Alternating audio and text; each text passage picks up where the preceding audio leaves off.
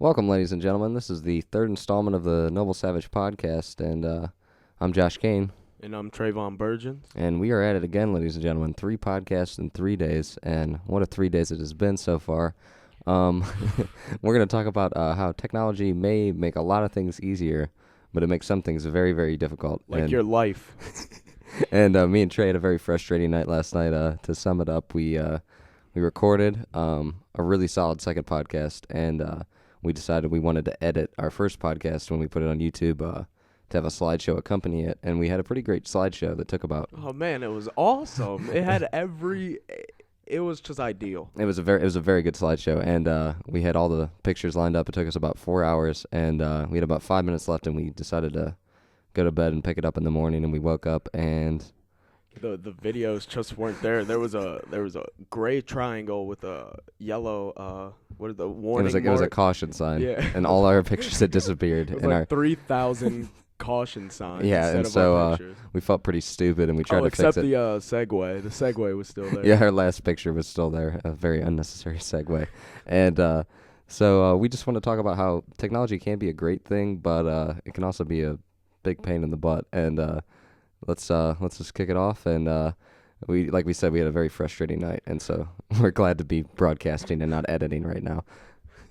All right, where do you want to start? Well, I'd just like to say that as we go through, we called Microsoft. yeah, we called Microsoft up, and this is our night. So we call him, and the first gentleman I would tell him the problem, and every time I told him, he would just say it. And it was because we couldn't convert the audio file to the movie. Yeah, we couldn't take. First of all, a shout out to Audacity for running a great program that we run this podcast off of. But we have to convert it to an MP3 file before you put it on YouTube, and so we were trying to convert it.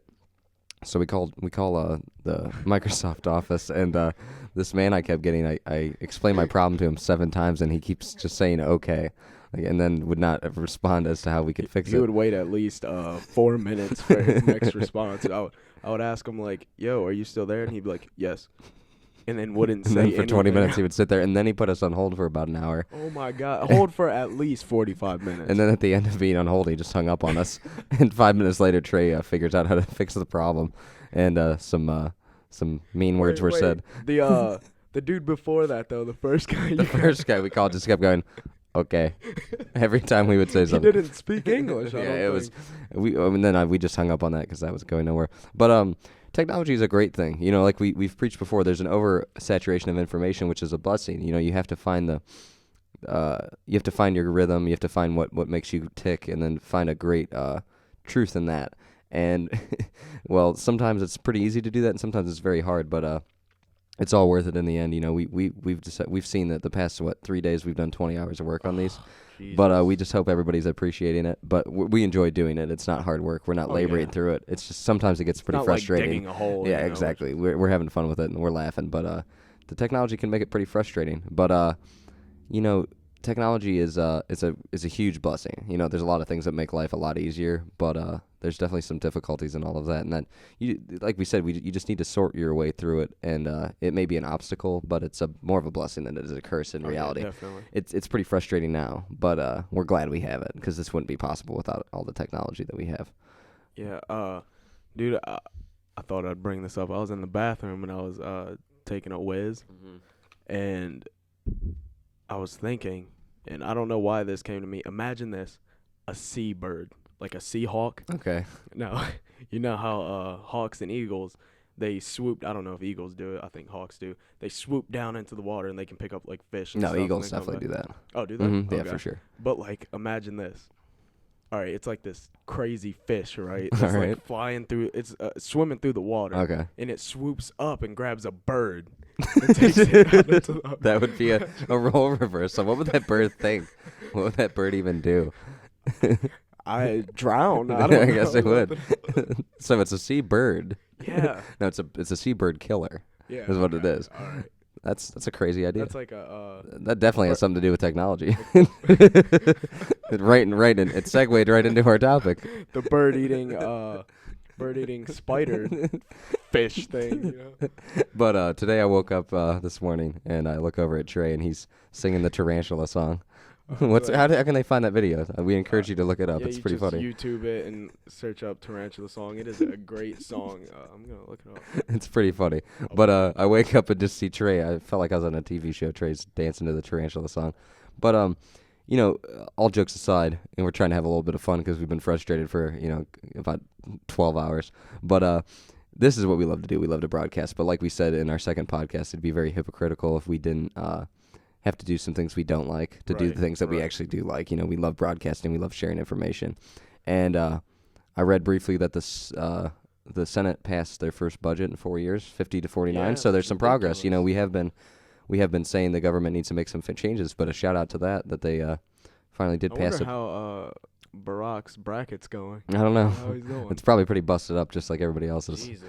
Man, upsets after upsets. Florida Gulf Coast threw a wrench in there, and Western Kentucky almost downed to Kansas last night. That was pretty crazy. Western Kentucky definitely put up a big fight. But shout out to Florida Gulf Coast for beating Georgetown, knocking another one of my elite 8 teams out. But it's crazy. This is gonna be a great tournament, and it's only been a couple days, and I'm already pretty excited. And I found the song. Well, I'll just play the first verse. Okay. Wait. Tarantulas, everybody loves tarantulas. If there's just fuzz where your head's to us, it's probably because of tarantulas. So that's the gist of it. So that's what I woke up to this morning. I hope you can hear that. It's a pretty disturbing song, but if you need a laugh, I encourage you to look it up.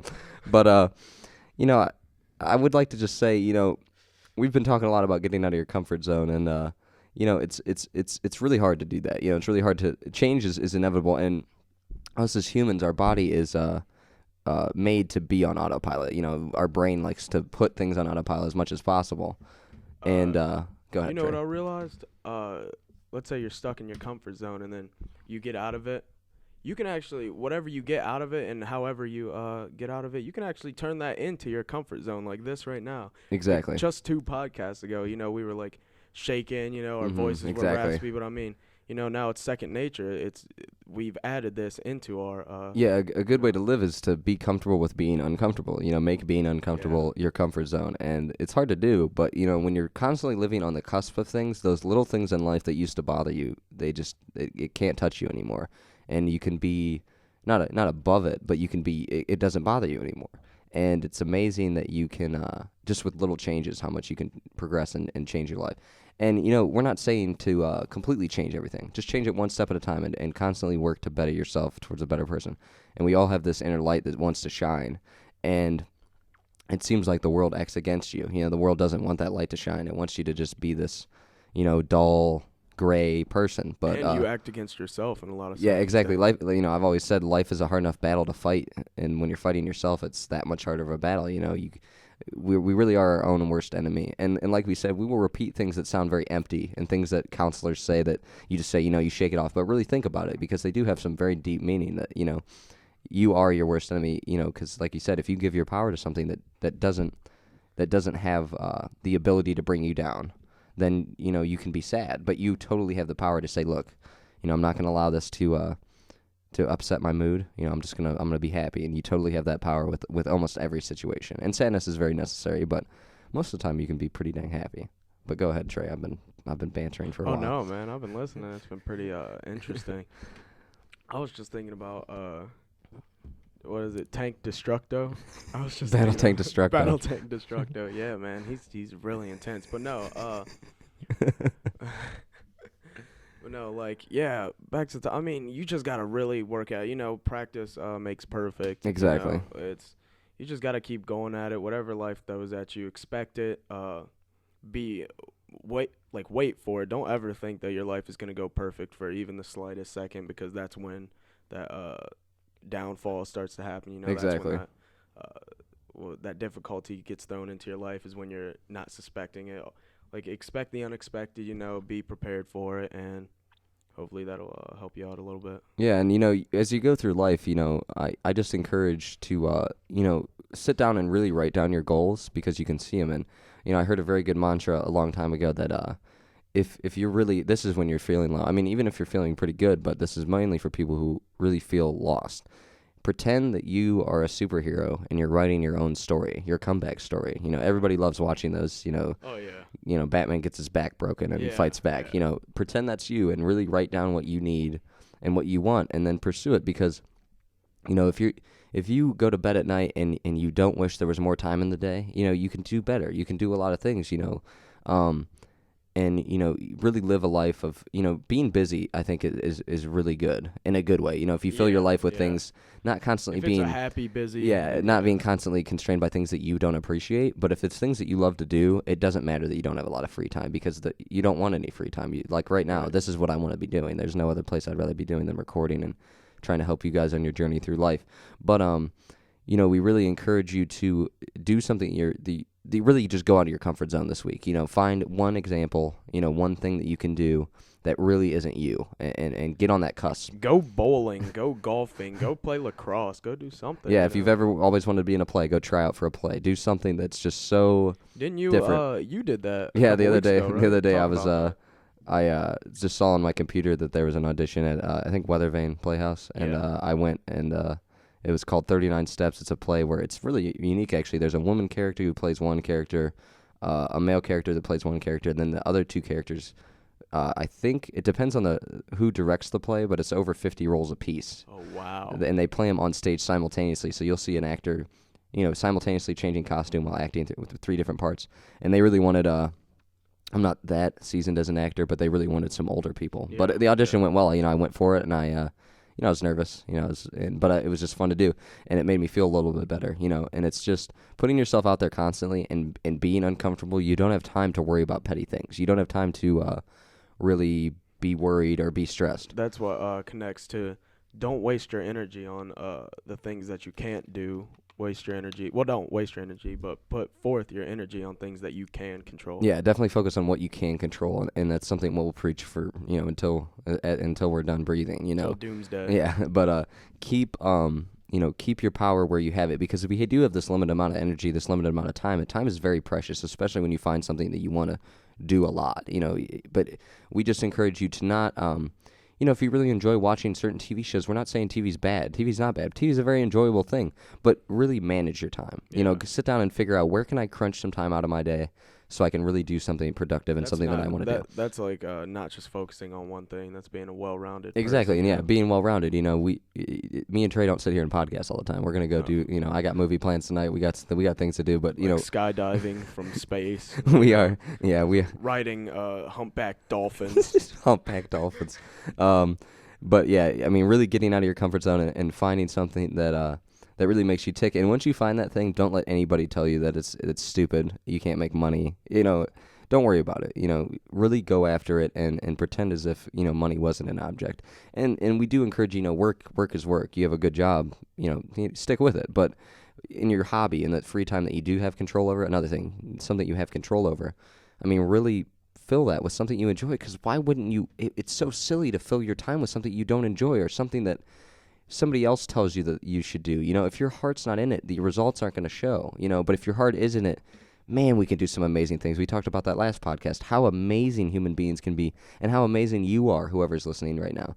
You are an amazing person, and you have amazing talents. You're very, very, and you're insightful. Unique. You're actively seeking knowledge at this moment, and we encourage you to do your same. We're not saying, That's the first step, is wanting to seek the knowledge. Yeah, exactly. And don't allow us to force it. Don't if you want it. But what's the second step? Sorry. Oh no, that's exactly what I was gonna say. Don't. It's just take what you want to learn. So now go out and learn. Exactly. Do it for you though. Don't do it for anybody else. If you don't want to learn, you can stay in your bubble. But every time you say tick, always think of Mark Elliott. That was that motivational speaker that came to our school, and he had, what's that syndrome? It was a type of Tourette's, right? Yeah. Where he would. It was a very severe type of Tourette's. Tourette's. For the people at home, these are the people, like, he would tick, which means he would do this thing with his jaw where his teeth would just like it would his teeth would keep clashing together, and it would really actually damage his enamel exactly things on his teeth. But and then he ended up learning how to control it slowly with, like, it was a very cool story. Very moving. Mm-hmm. But he really preached this one phrase, and I wrote it down here. It's live, let live. Yeah. That means that's exactly what we're talking about. Is don't try. It goes back to the story of that kid on the bus where you know, the dad walks on the bus with like 3 kids. Kids are being real bad, running around, screaming. The person next to him will say, "Hey, can you control your kids?" And he was like, "Sorry, their mother just died yesterday, and they're just trying to get over." Like, just live, let live. You don't know what that person's going through, and that's part of being empathetic. Even if you don't know what they're going through, realize that they could be going through something. That's also empathy. You don't have to be exactly experiencing what they're experiencing, but just know that they could possibly be experiencing anything. Yeah, and it's an testament to just being very aware. We have no idea what, even if you're close to somebody, you don't know what that person goes through unless you truly communicate it all the times. I mean, I don't know what's always going on in Trey's life, and we talk to each other more than I've talked to anybody, But, you have to have the ability to really open your mind. Like we said, openness, we're preaching a lot of, we're saying a lot of the same things. But, yeah, live and let live. It's, I'm going to do what I'm going to do, but whatever you do is okay and awesome. I just encourage people, don't put anybody down, no matter what. If they're doing, I promise you, if they're doing something wrong, it'll catch up to them. They'll get whatever they're doing wrong will punish them. Don't waste your time. At least if you're sincerely trying to help someone, then you could do it in a polite manner. Yeah, exactly. Yeah, we're not saying don't tell someone if they're messing up when they don't realize it. But the Germans call it Schadenfreude, and it's taking joy in other people's misery, and that it's a very common thing where when someone's miserable, the other people are happy. That's not the way to do it, because then you conceive happiness as a race, and if happiness is a race, you're going to lose, because we're all running our own race. There's not one. Yeah. We're not all on the same track. We're doing. Some people are climbing mountains, some people are going through the valley. The race, you will lose every time, because there's no bar, there's no standard. My happiness and your happiness are completely different things. And that goes for every person here on earth. It's like a snowflake. Your happiness just isn't the same. Everyone's different. And so I also encourage that, if there's some people that make you mad in your life and you're seeing them and that you think that they're happy so you can't be, it's not true. And the opposite, if you're happy and they're not, don't take joy in that misery. Just say, I'm glad I'm where I'm at, but whatever they're doing, they can do it, and that's fine. And I really want to preach that reach out to someone, man. If you see someone really hurting, now it's really difficult with a stranger, but if one of your close friends or a relative or maybe even an acquaintance and you see that they're really down, reach a hand out there. They might not accept your offer, and that's fine, because that's them just actually helping you in a way, just so they don't take the emotions out on the wrong person. But reach out, man. You never know what how are you feeling? Sincere, how are you feeling? Or man, it'll be okay. Do you want to talk about it? And it goes a long way. One thing can go so long. And I just wanted to say that honesty is so freeing. If you have any situation we're in with anybody, brutal honesty is very disarming. It's very, and not in a bad way. It opens us up, because we're meant to connect truly as human beings. As much as we don't do it now. We were watching that video where one thing could lead to your dishonesty, which that one dishonesty, you take that as being the norm, as being dishonest, and then you take that as being a habitual liar. And you weave this web of lies that and you just put yourself in this box. Exactly. Because no one wants to be around a liar. Exactly, the negative energy and and it's so disarming. If you're having a problem with anybody, it's hard, but reach out, and like Trey said, reach out and be honest. You have to be. Honesty is so disarming, and it's such a amazing thing, because it truly does allow you to. If you're straight with somebody, they're not going to, I guarantee you they're not going to be rude to you, and if they are, then they probably shouldn't be in your life, and you really got to be, just be truly honest with someone and really keep it real, because realness is something that we all can latch onto, no matter who you are. You want to latch onto something that is true and something that's real, because that's what we crave. As much fake information as we see, when we do, hear something that's very real, we latch onto it because it's something that's great, and we can tell. As humans, we're just very instinctual, and we find something that's great and real, we want to latch onto it, and that's what you need to do. You need to make some realness between people, because it's very easy to become fake with somebody, to allow these little things turn into huge deals. But if you're just honest and you squash those problems, the relationship will be so much better. And and I do say, just be very honest with people. But and go ahead. What? everyone in the world is gonna accept that brute honesty. People, they have this sixth sense that uh, I just want to hear what I want to hear, and if you don't tell me that, then you're a bad person. No, I wrote a paper about it, and I said that someone called me an a-hole, and instead of being angry and screaming back at him and saying "F you," I don't need you. I thought about, what was making me an a-hole. How did that person telling me that I'm an a-hole, there had to be something that I was doing that made them uncomfortable. And you know what, I thought about it, and I was like, oh, dang, I did say this. That could have been a little rude. And that essentially made me a better person. Brute honesty is very valuable, and people don't hear enough of it. And I am very brutally honest, and people that know me, they might take it as rude. Well, people that really know me know my intentions, but people at my school might take it as rudeness or, me just being mean or grouchy. But no, I'm essentially, and maybe not at the time, I don't realize it, I'm just trying to help you be yourself a better person, If you grew up with all lies, then there is no reality. Exactly. Flowered lies, then that's why people get hit with these harsh realities of life, is because they're not used to the truth. And then when someone does tell them the truth, they're distraught. They've never felt it. Yeah, and then you attack the character of the person and not the character of what they're saying, And what Trey said is, it takes a lot of strength to do that. When someone, we're very defensive. I'm that's a defensive person, sorry. Oh, yeah. That's one of probably my worst traits, if I'm being honest with you guys. It's hard not to be defensive, but to be able to stop and say, look, someone called me a bad name, but I'm going to look at what I did wrong and not lash out. Because what if Trey lashes out? Then there's more negativity coming from Trey to him, and that person feels worse about themselves. Trey feels worse about himself because he called someone else a name. And it's just like you said, it's a web of negativity, and it's a domino effect, but positivity is the same way.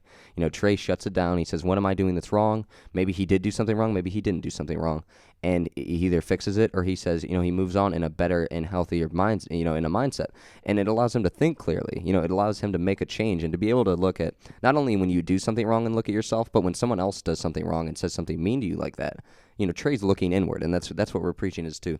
And like we said, we're not perfect. We make horrible mistakes. We're humans. Oh yeah, definitely. But we just encourage you to look inward. And when you find yourself in a truly unexplainable rage, it is part of yourself. You got to look at what is fueling this, because it's coming from me, not from this person. That person really doesn't have anything to do with it. I mean, they may, but you got to look inward. That you told me yesterday to talk about the locuses of control. Yeah, exactly. So that segues right into it. We keep saying segues, man. We should buy some segues. How sweet would that be? There was some at Gettysburg, and we kept following them around and taking pictures of them. Have you ever been on one? No, I haven't. They're pretty tough. Did you know that the dude invented them, drove one off a cliff, and died? How ironic is that? Yeah. He was on a Segway. He was on a Segway and drove off a cliff and died. The guy who invented the Segway. Was he trying to make like a presentation? No, I think he just drove right off a cliff, which is horrible. We're not laughing at him dying, but it's very ironic. It's very ironic. Was he just segwaying around the Grand Canyon? I think he was just segwaying across the canyon and just slipped a wheel or something. How tragic is that? I know, but it's very ironic. But it's crazy, man, because it's like you're putting your trust in this thing. Like you lean back and then it moves backwards. But anyway, we're getting off topic here. It's about the locus of control, and that's how your environment affects you. Now, people with external locus of control, and I'm pretty sure I got this right, people with external locus of control, they think that everything is happening to them because of their environment, that, oh my gosh, why did he say that to me? Oh my gosh, why is this happening to me? Why me? When the person with an internal locus of control is saying, what can I do to better myself in this situation? And I keep using this metaphor with people, and people who know me are going to be like, oh my God, this again. But it's, imagine a guy rowing a boat down a stream, and another person in a boat hits their canoe or whatever, or hits their boat, and the guy's angry, and people with external locus of control is like, why did that guy hit me? What is he doing? He's an idiot. But now, take that boat. Now imagine if the guy wasn't there, and imagine if it was just a natural event that happened, that your boat got hit by a random boat, or maybe even a log or something. What are you going to do about it? Are you going to say, oh my God, nature, oh my God, life, why did you just throw this into my boat? No, say, okay, what can I do to fix this problem? Like, where's my boat dented in? Where is it, leaking? Like, let me fix this problem, not waste all my energy trying to worry about something that already happened. You can't, unfortunately, we have not created time travel, so you can't go back in time and prevent that from happening, it has already happened. Now the real challenge is moving on, and I've been a victim to it. You've been a victim to it. Of course. You know, like it's really hard to get over things, man. Things that you didn't want to happen, but that's how you end up like achieving that happy lifestyle. Is just you got to realize that there is going to be bad and there is going to be good.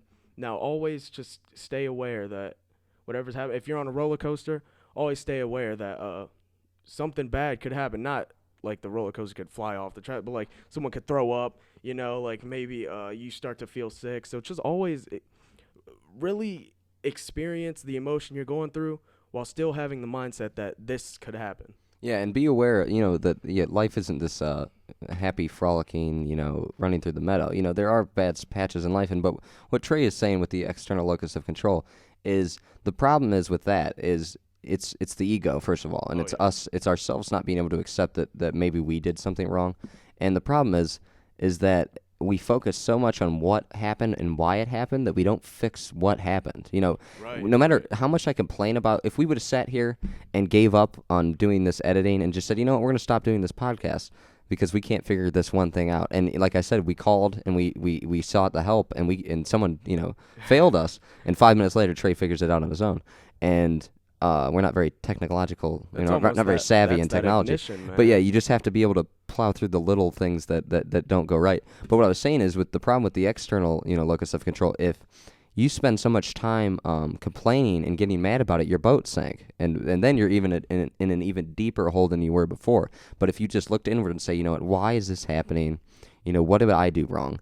Then you accept it, you fix it, and you move on. And if you don't accept it and fix it, you're not going to move on. It's going to take you're impeding your own progress of moving on from something. And that's the problem, is our brain is not made to change. You know, when we make habits, we're supposed to stick to them. You know what I mean? And our body is made to be on autopilot because it makes us more efficient and it frees up our mind for other things to do. And, you know, if you do have bad habits, you really have to focus on stopping that bad habit and doing it one step at a time. You don't need to quit things cold turkey. That's the problem, is a lot of people try to take it away so fast, and the problem is you can't do that. You know, you have to gradually get away from something because we are made to be in this. And if your habit is being mean to somebody or a certain person or in general, you can fix it.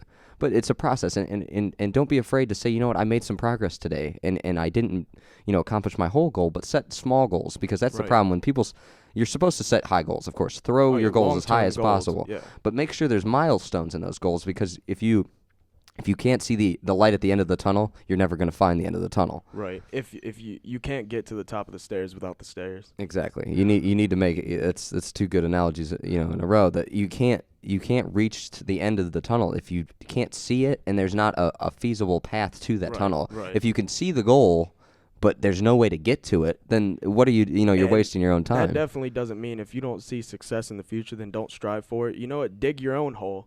Dig your way out of that cave, you know. Exactly. You don't have to follow a path. People have done you've heard all these stories of these tabooic success stories where these people just make these crazy come-ups, and that's just because their persistence. That's one of the biggest building blocks to success, is persistence. And the most successful people were told, you know, Walt Disney was told he wasn't creative enough. Imagine if Walt Disney would have went home and said, you know what, I'm not creative enough. Let me go, you know, open up a restaurant. Imagine if or Jimi Hendrix didn't sing. Yeah. Or imagine if Michael Jordan. Yeah, but tell them about the Jimmy story.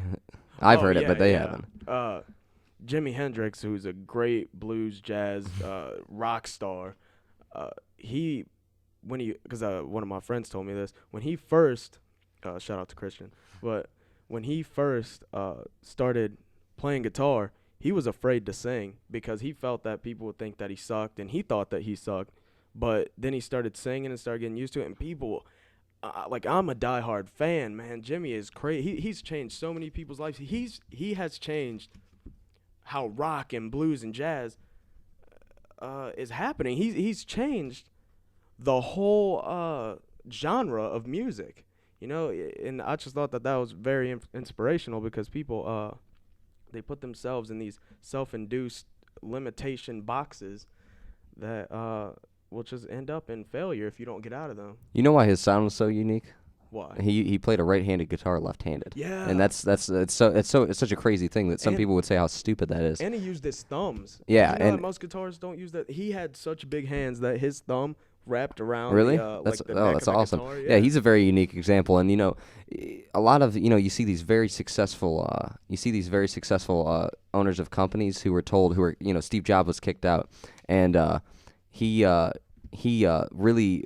A lot of any CEOs, most of them are college dropouts. Not most of them, but like the social media ones. Bill Gates. Yeah, or, almost all of them were college dropouts. Stephen Jobs. Yeah, Stephen Jobs. yeah, and they were told, Steve was kicked out of his company, and he came back and completely. I mean, Apple is a big giant, but I mean, what he made it is incredible, and it's just so crazy that. And the problem is we're in this society, we're not taught to feel shame. We're not taught that feeling shameful is normal, because it is a normal part of the human experience. And so when we feel it, we withdraw because we're scared, and all of us get scared. All of us fear rejection. But the problem is we don't face enough rejection that when it does come and we're on the cusp of greatness, because we said, past your limit, when you're getting rejected, that's where the growth can happen the most, because you can sit down and you can say right here, the cliche is Michael Jordan not making only being on JV. Yeah. He went at it. He didn't even make the team. Yeah, his freshman he year. plugged away, and he made it happen. And he's not a prodigy. He just practiced harder than anybody did. And it's all about how you practice and how you prepare yourself. If you work harder than somebody, you will be better than them. That's just the reality. And it's not. There's no rules. There's no time limit. There's not a book that's going to tell you, well, if you work this hard for this long, you're going to beat them. But if you have the ignition and you have the work ethic behind it, you will surpass anybody you want to. No one can stop you but you. And you have to find your true self, because you're not going to succeed by being someone else, by imitating someone else. And that brings me to how we judge things because of our perceptions of reality. It is not attitudes or reasons that change people's behavior, but perceptions that change your behavior. It's how you see the world that ultimately decides how you act. Then how you act reinforces the behavior with your attitude. That's basically, just to put it in a shorter sentence, because I might have lost some of you there. It's how you see the world that ultimately decides how you act. Yeah, and change your mind, change the world is a great quote. Right. If you change how you view things, if every day I woke up and I said, it's going to be a horrible day, guess what? It's going to be a horrible day, no matter what happens. And that's what we said with the material wealth. No matter what we think, the more we have, the more we are. You know what I mean? The more that we are ourselves. How permanent we want permanence. Yeah, with and these things. it's we're putting we're allowing our belief of permanence become very it's just not true. And you know what? We talked about this plenty of times. If you know what's gonna happen, if you're trying to predict the unstable future, then you'll never achieve that goal. You'll never predict the future. That because if you could see the future right now, then that means you've already experienced it, which would make it the past. Mm-hmm. And that means we're just caught in limbo. That means we're not living life. Like, you don't know what's gonna happen, and that's what the real spice of life is: variety. And living in the present. Yeah, exactly. And it's just not knowing what's going to happen, but being prepared for what's going to happen. And then you just flow downstream with no force acting. You can be motivated and have your strengths, but you're that's part of your preparedness. Yeah, you're in the flow of life. Yeah. No matter what, no matter what you say or do, or I'm in this and I'm in that and I'm going to do this. As soon as you think you figure life out, life makes sure you don't know anymore. Yeah. And I've been a victim of that more times than a lot of people, and probably a lot of people that are listening to this. But don't try and figure the world out. Be of the world. Really. And like I said, I just said, live in the present moment. And that's a lot of people say that, and they don't really explain what they mean. It's, don't dwell too hard on the mistakes of the past, and don't look too far in the future. Just enjoy now. The time you have now is so precious, and it's very hard to realize how precious that time is. But we are just a drop in the bucket of the, in time. Our lifespan is just a snap, and the lights are out. And no matter what you believe in and where you go when you're gone, we all are existing now, and we're all in this world together, and we have limited time, and you really have to make the most of that by living in the present moment, not to look back on your life and say, I never had lived one moment of my life truly in that moment.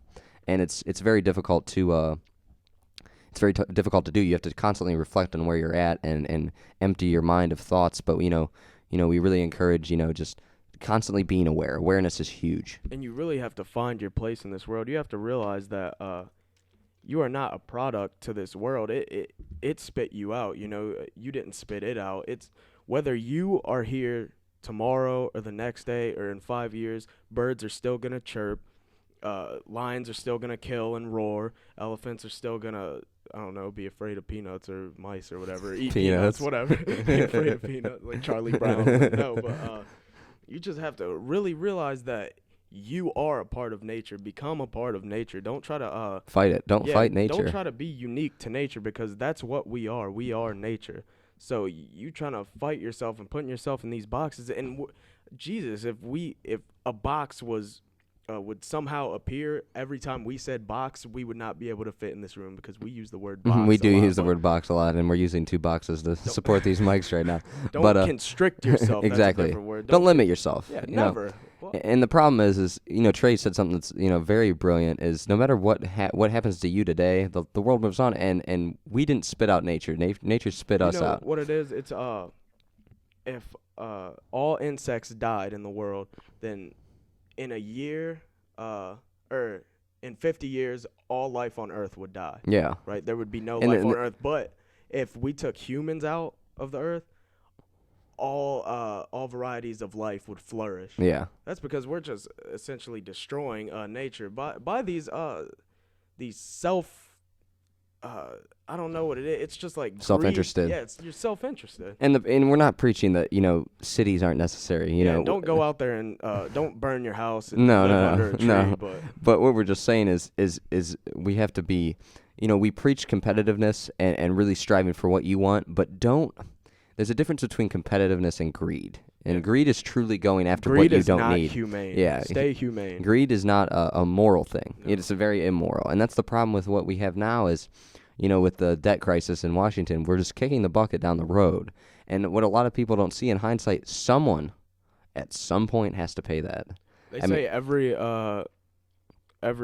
dollar in debt that we get today, I think 42 years from now, they're all going to be paying it off. And that's how far this. And we've been kicking the bucket for so long that you start to see, the fabric of our society, like Social Security, collapsing. It becomes a greed thing with these congressmen, because they don't care about long-term effects. They don't care about the people. They just want a stable career. They just want to keep their jobs. Keep getting reelected. So they're just making these short-term goals that sound great, but know that it doesn't work in the long run. Yeah, the first job of a politician is to get elected, and the second job of that politician is to get reelected. And, that's a very funny quote, but it's very true. The government isn't designed to do stuff for you. It's designed to let you do for yourself. That your rights are not restricted, obviously, until clear and present danger. Yeah. But your rights are not restricted, Jesus. You have an entitlement to something. That's what a right is. You are entitled to do what you want. Yeah, and as soon as you were born. The government shouldn't be doing that for you, because that's a tyrannical, wrong concept of communism type idea that you have to pick your foot up and push it forward in order for you to walk. The government should not be grabbing your ankle and pushing it forward for you. As soon as the government starts to think that they can do your job better than you, it won't stop. It's tyrannical. And it won't stop. It's just one step at a time until, you've lost all control. And like we said, we're preaching against, we're not preaching against government. We're not anarchists. We're saying not at all. We need government. We just need reform. That's all we're preaching is just small reforms. And we're not preaching from a place of hate. We're preaching from a place of love. And worry. Yeah, and we are worried, and we just want what's best for people, for you, everybody listening, and for everybody that's not listening. We want just a better society, and we decided, with this, a big part of this podcast was, let's not sit around a table and complain. Let's really put our thoughts out there, and if there's anything good that anyone can take from it, hopefully it'll help them along the way. No one wants to hear a bunch of whining crybabies whine about how things are happening. We're just trying to establish a foundation and let you know how we feel, and then. And you can take it for what you can take it and like it, or you can take it and hate it. I mean, but we are just, we're really working to. We aren't complaining. We're just saying we're using our minds. Yeah, and that's what it is, because less people are using their minds. That people are seeing it as, oh, they're just complaining. They don't know what to talk about. Like, no, we're just using our minds and trying to really realize, why is this like this? Why is that like that? What are they trying to do with this program? I want to hear the logic in it. Just like and I'm really trying to stray away from bashing the president. No. But like the Obamacare, the 2,700 page long bill. It's like, ridiculous. That's crazy. He hasn't even read it. Well, and it's just it's such a silly thing that universal health care is not an American thing. Oh We're slowly becoming, all these European countries that you see are just collapsing. And the problem is I'm all for everybody having health care. That should be a thing. But the problem is you cannot you can't take care of everybody, and especially the government can't take care of everybody. I am kind of in favor of a better system. Like we said, there needs to be reform, but it's straight tyrannical. Universal healthcare is the exact concept of socialism that and many Americans it are is one of the afraid dumbest things that he could have done in his presidency. He that will destroy America's foundation. Even his I don't want to misspeak here. His chief of staff in the White House. He's the mayor of Chicago now. His name escapes me at the moment, but even he said when the president was getting reelected that he should have looked at the economy before he went and tried to. And the way he put Obamacare through Congress was he steamrolled it. Oh man! And he just pushed it through. And what was it? Not one Republican voted for it. And that's besides the point. That is a startling fact. But the problem is he didn't allow it to be reformed. He's my way or the highway. This is going in place because of this. Doesn't that sound familiar? It's very tyrannical. Dictator. It's very tyrannical. And we're not saying he's a dictator, but we're saying he's taking steps that would lead us to believe that he's outstretching his right as a president. And with the 11 executive orders on gun control, or how many, it might have been in the 20s, but I think it was in the 20s. But the president is a very vital part of our system, and we're rooting for you, President Obama. We really are, and I do think that he's intending to do good. Yeah. All the government's intentions are. Well, except the stingy congressman. But they're not their reality is false. They're not seeing everyday Americans and what we need. And we really. I mean, I don't know. I really. It blows my mind that the Federal Reserve thinks that printing money is the solution to keep apparent growth. I mean, that's like saying I'm going to put $1 billion in my bank account, and I'm whatever amount in debt. Like I'm going to borrow $1 billion and put it in a different bank account. Yeah, just so I can. It's just so it looks like I'm. It's like taking a credit card and paying off a different credit card on debt. It's called compound interest. Exactly. And what people don't realize is that all of these foreign countries are starting to get rid of the bills that they have. The U.S. American bills. Yeah, they're switching to gold. Yeah, it's going to collapse if we're still going in this direction. Like China's got out of it. Europe has got Germany. Germany. Like it's ridiculous that we think that printing more money is the solution when that is the problem. And what people don't realize is by when they say budget cuts, when you hear on the news when they say, yeah, we've made $45 million in budget cuts. Let me elaborate on that because a lot of people don't know what budget cuts actually are. So there's this thing, it's called the baseline budget, and that's a projection of how much the government is going to use based on previous years and based on their intentions this year. But, all right, let's say a program has $100 million in it, and the government only spends, due to them not needing anymore, they only spend $80 million. I said $100 million, right? Yeah, you said 100. All right. But they spend $80 million of it, right? And then they get on the news press and the media and they claim that they cut $20 million. No, you just didn't spend an extra $20 million. That's like saying, and I always use this analogy, that's like saying an obese person gains 75 pounds and then says, oh, I lost 25 pounds because I could have gained 100. That's completely false. And that's how they twist and morph these words into getting you to believe in them and getting you to trust them. And that's why we're not using our logical thinking. What we need is sunset budgeting. I'm not going to go into that, but that's just it's like semi-annual voting in of programs and to see if they should stay. But you can do your research on your own because that's what our intentions are. We just give you a little bit of information. Then I want you to do your own research, and hopefully you can come back at me with a rebuttal or even more of a reason to use sunset budgeting. But I'll let Kane take over because he's leaning in. He wants to talk. Yeah, it's our responsibility as citizens to be informed, and it's their responsibility to protect us. And the problem is no one's doing their job. And I was just going to say, how can people, other countries, I don't blame them for pulling out, because how can you trust our dollar when we're inflating it the way that we are? And also, how is a government that represents us as people immorally spend like that? If I'm a person, I amass a copious amount of debt, I can't push that down the road. I have to pay it off as a person. How can an organization made of 400 well, the House is what, 435, Yeah. 435 representatives, and then 100 senators. Senators. How can you expect 535 men and women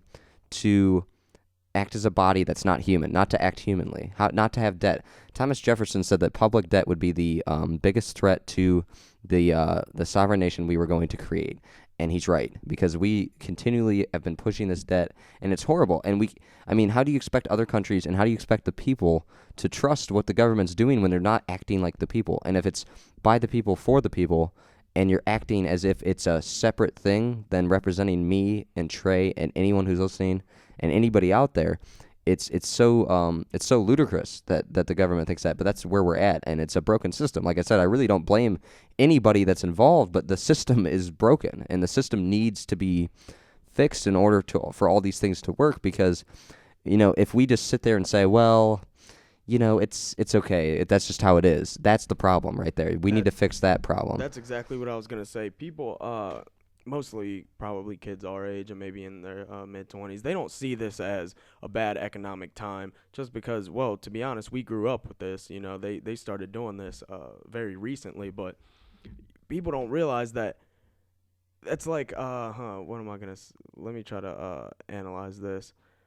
Well, I'll just come right out and say it, but to think that something is being done wrong today and that tomorrow it's going to be great, that's just completely, that's setting you up. That's asinine. Well, that's insane, too. Yeah, that's exactly what insane is. Go ahead. I was just going to say an interesting fact is that and the problem is the politicians have to get on these podiums and lie. They do. To get elected, you have to lie because you can't be real with people because politics are so fake now.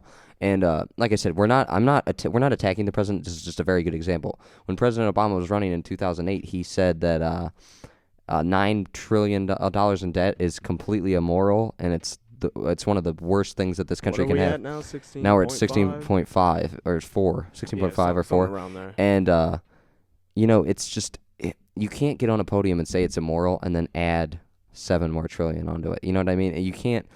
And he hasn't focused on it. And I feel as if his heart's in the right place. He wants to help every person out, but the government can't help every person out. That's communism. That's socialism. And that's not what America is about. And that's exactly what communism is, because they're going off of this cliche that's do as I say, not as I do. Exactly, yeah, and it's a great quote, because that's what we're preaching is we look at what the congressmen are doing, and we say, well, they don't have a budget. Why do we have to have a budget? And if they're not playing by the same rules as we are, then why are they representing us? That's their job. It's to represent the people. That's all. What happens to government definitely trickles down onto the regular American people. If they're not living within their means, why should we? The government's doing it, and they're telling us that it's fine. So why don't we just not live within our means? Why don't we live without our means? How about I go buy a brand new candy red Lamborghini, even though I make an income of $40,000 a year. Exactly, and it's just so ludicrous that we go through this life, and the problem is the media doesn't shed enough attention on the mistakes on both sides. I'm not saying that just a liberal administration should be every mistake should be broadcasted, because they're humans, and and just to show you guys that we're not so far to the right, like we're not in any way promoting Republicans. I feel that Republicans are just letting Democrats stomp all over them. Yeah, nobody's we really believe that everything's failed, and both media outlets, I think, whether it's Vox on the right side or CNN or any of the leftist news wings, they're really failing us, because the problem is like I said, it's such a broken system that the left has to be way left and the right has to be way right, because nobody's in the middle. Let's meet in the and to get people away from the left, Vox has to pull them to the right, and to get people away from the right, they have to pull them far left. And you need people that are right down the middle, who are that will entertain ideas that are empathetic. They're open. They know what's really going on. If you're really only to one side, and that's like saying when people have their egos, when you're really only focused on one thing, then you're not experiencing the other side. You don't really realize what is happening on the other side, because you're so boxed in to our box again and constricted that you don't really know what we need. And especially congressmen who make what, $800,000 a year? I think it's $891 was the median. $891, so almost $900,000 a year. That they don't know what we the people want. We the people, what's our average income? I don't. It's I think it's almost like they said it was, I think 9 times greater than Jeez, people. Man. And it's just the problem is to kind of shift this. We're not trying to make this a political podcast. A quick last word would be, we need to be able to boast in our weaknesses, because that's how you turn them into strength. And you need to be able to admit that mistakes are made. And the problem is the government is not acting as a human institution, and it's made up of humans. It's silly. It's just how Hollywood portrays love in movies. It's a perfect union between imperfect beings. It's ludicrous. You can't have a perfect thing between two things that are imperfect. And we totally the American people know that they make mistakes, but we've been convinced that the government is perfect and it's above, and it's not a human institution. And with that, you got your quote. Oh yeah, my quote for the podcast is, "We are what we repeatedly do. Excellence, therefore, is not an act but a habit," and that's by Aristotle. And that's just another thing that to continually practice to be excellent. Excellence is not an act. People don't just wake up one day and become excellent. You have to make it a habit. And we talked a lot about habits, and you can do anything that you want. You just have to put in the work towards it, and excellence will follow if you make it a habit.